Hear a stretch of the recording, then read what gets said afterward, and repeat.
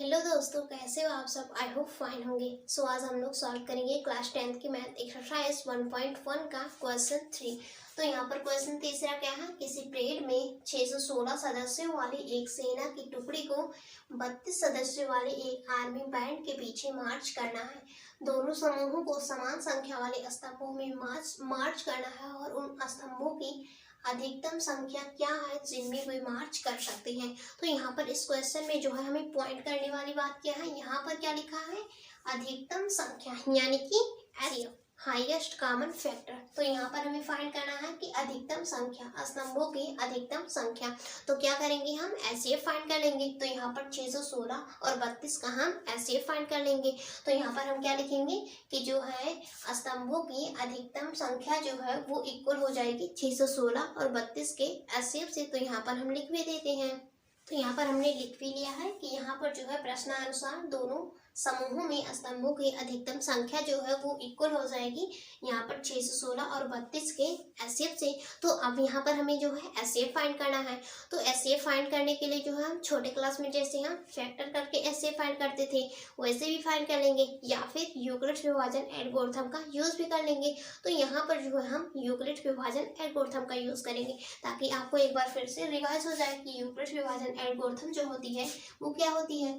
तो यूक्लिड्स विभाजन एल्गोरिथम का जो फार्मूला होता है वो क्या होता है, a is equal to B Q plus R. A क्या है, भाज्य है, बी भाजक है और क्यू भागफल और प्लस आर जो है वो शेषफल है। तो यहाँ पर देखो 16 है, 616 है और 32 है। तो यहाँ पर देखो 616 जो है वो बड़ा है 32 से, यानी कि यहाँ पर भाज्य कितना हो जाएगा, 616 हो जाएगा और भाजक जो है वो 32 हो जाएगा। तो यहाँ पर हम डिवाइड करते हैं 32 से 616 में। तो देखो 32 दूना 2 बार अगर ले जाएंगे तो 64 हो जाएगा, यानी कि ज़्यादा हो जा रहा है। तो यहाँ पर हम एक ही बार ले जाएंगे तो 32 करने 32, तो यहाँ पर कितना आ जाएगा 11 है, यानी कि 9। और यहाँ पर 5 में से 3 जाएगा 2 और यहाँ पर 6 बचेगा।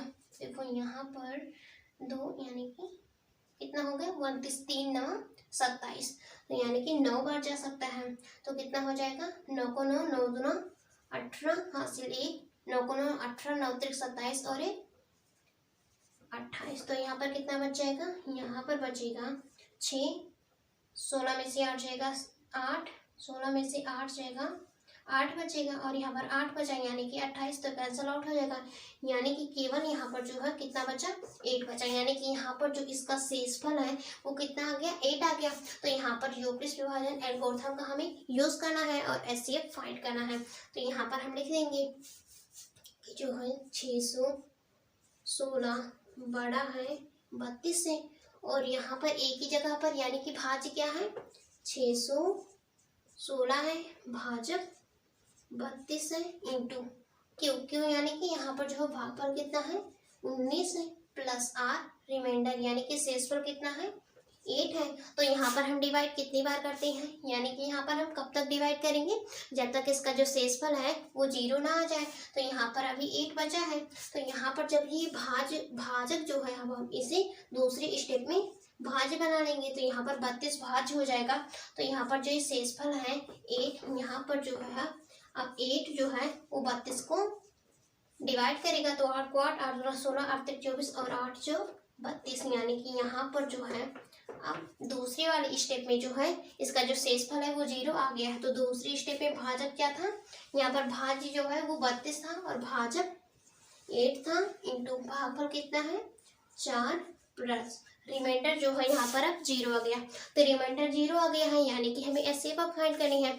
तो एसएफ फाइंड करने के लिए क्या करते थे, यहाँ पर जो वाली स्टेप है, जिस वाली स्टेप में रिमाइंडर जो है शेषफल 0 है उसका जो भाजक होता है वही जो है क्या होता है एसएफ होता है। तो यहाँ पर हम लिखेंगे कि एसएफ जो है वो 616 और 32 का वो किसके इक्वल है 8 के। तो यहाँ पर क्या था, यहाँ पर क्वेश्चन में था कि दोनों समूहों में स्तंभों की अधिकतम संख्या बराबर, ऐसे आप 616 और 32। तो यहाँ पर वो इक्वल था 8 के, यानी कि हमें पता चल गया है कि यहाँ पर जो है उसकी जो अधिकतम संख्या है स्तंभों की वो कितनी है 8 है। तो यहाँ पर हमने क्वेश्चन तीसरा सॉल्व कर लिया है एक्सरसाइज 1.1 का।